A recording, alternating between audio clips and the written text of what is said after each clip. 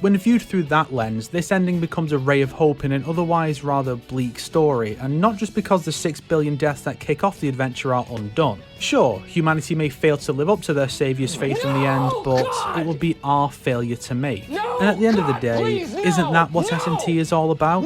I mean, after waifus, obviously. Yuko Takao's so-called freedom ending is often seen as the best ending in Nocturne, but it seems that people too often see blue skies, happy faces, and don't look at the drawbacks of this ending. The primary one being that you absolve a genocidal maniac without them reflecting on their actions or seeking to atone and learn from their unforgivable mistakes. Most people don't seem to realize they've allowed a ticking time bomb who should be placed in a psychiatric ward roam free on the precious humanity that they're supposedly putting their faith in. In this video, I'll be giving my perspective on Yuko Takao. Yuko Takao is a self-absorbed human being who presents herself as a blameless victim for actions that she herself causes. I would argue that she is the true villain of the main plot. But her villainy is different from your typical antagonist like Hikawa, because what she does is constantly try to make the player feel some semblance of pity or guilt for her own actions that hurt other people. It is amazing that people don't realize how much of a toxic person this woman is, while fans continue blaming the people that she made victims like your two friends. She uses everyone else as a crutch, and she never takes responsibility for her actions, and worst of all, she never thinks of how her actions harm other people. To make this point as straightforward as possible, in Nocturne's story, you may have noticed that everyone comments on the main character's transformation into the Demi-fiend, except Yuko Takao. Have you ever wondered why? Every other human character notices it, but she never comments. It might seem odd at first, and you might think it was an oversight, but I would argue that it is not an accident or a plot hole at all. It's to show how much of a self-absorbed person that she really is. Every conversation with her revolves around herself. All she ever talks about is herself and her own feelings, not Izamu, who she contacted earlier and never seems to think about, not Chiaki, who she shows no concern for, not even your condition as a half-demon. No compassion at all for you. All she yammers about is herself, and somehow people think choosing her is the sane option. Take a step back to reflect on this.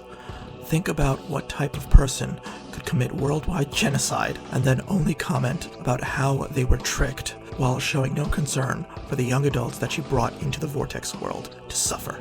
Izamu got tortured twice. She never even thinks of him after contacting him, nor wonders why he never came to help. It's actually crazy to me how people speak ill of Izamu, who got tortured twice, but not Yuko Takao, who contacted him and caused him to get into that fiasco with Thor in the first place. Izamu was actually genuinely trying to help her, and nobody ever tries to see the positives of the poor kid, or gives him the due credit back when he was working hard to help others. One might readily argue Hikawa is to blame, but this reflects the problem being critiqued. Yuko Takao is always excused for her actions. If you recall, she even says in the beginning that she doesn't have any regrets for killing billions of people. She never repudiates that statement, and she never shows any remorse for her actions that specifically hurt other people. Hikawa shows more concern by commenting on the students than Yuko Takao ever does when he is rebuking her in the diet building. She doesn't even think about it before immediately latching onto you as her last desperate hope. If you carefully read her dialogue, you'll realize she was obsessed with power, the same as the rest of the cast, but because she presents herself as weak, frail, and never takes responsibility for her actions, the players pity her. It goes to show that all you need for the majority of players to support Hitler is to turn him into a Japanese waifu that constantly tries to get you to pity her. I've spoken to people who try to tell me this horrible excuse for a human being helped the Demi-fiend. Somehow. She never helped at any point after the conception. She saved you so that you could suffer the conception. What a hero. All she does is throw her problems at you and beg you to clean them up for her while never taking responsibility for herself. Whereas Demi-fiend, Chiaki, and Hikawa work towards their goals to empower themselves, Yuko Takao never works for the power she seeks and always expects it handed to her. The prime example of this is her expectation that Aradia would immediately bestow her a reason once she got the Yahiro no Himarugi, which you did all the work to obtain for her. Yuko Takao's failure as a person is reflected by her students.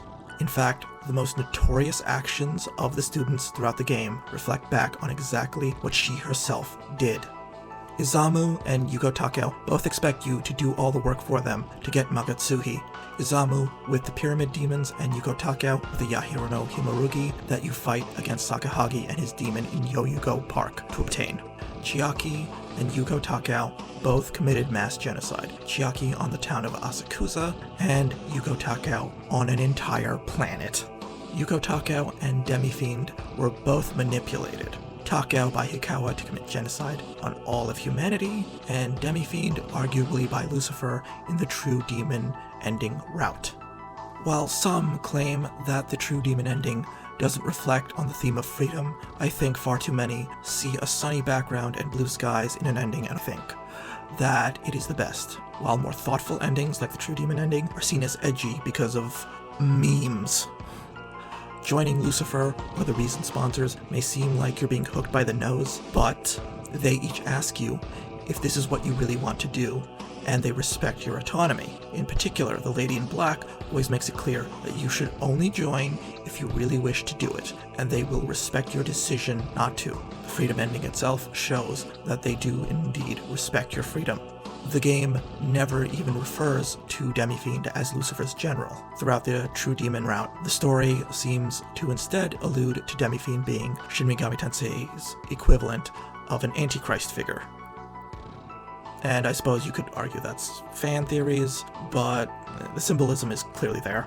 In direct contrast to every other Reason sponsor and the Lady in Black, Yuko Takao always tries to insist her own position because she has no respect for you or the trouble that she causes you every step of the way. Whereas you can willingly choose to join Lucifer, Yuko Takao is constantly trying to guilt you into choosing her.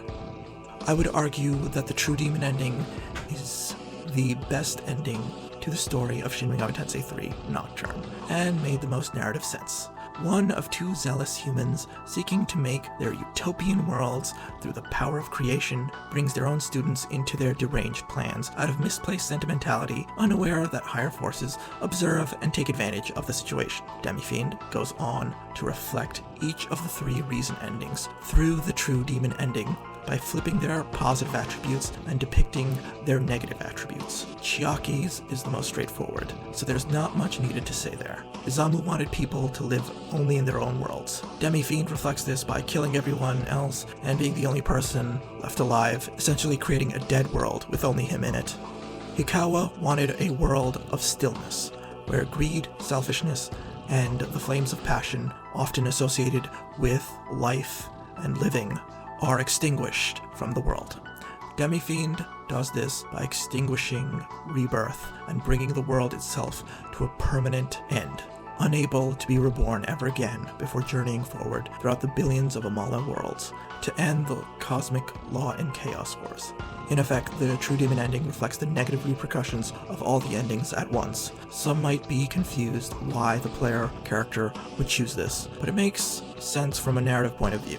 Why shouldn't the Demi-fiend see Kakatsuchi as the ultimate problem that needs to be extinguished? Why shouldn't someone who has lost their old life as a human to Kakatsuchi, who had to struggle as a demon to survive in the Vortex world, who saw his friends fall to madness through the power of creation and was given more problems by a selfish teacher, who died in their own bid for the power of creation, then not want to extinguish the aphrodisiac of creation itself so that nobody else suffers what he and his loved ones once did, even if it means to be cursed for eternity. Due to all of that and more, the True Demon ending route is the most satisfying narrative conclusion, despite what most people think about the human freedom ending.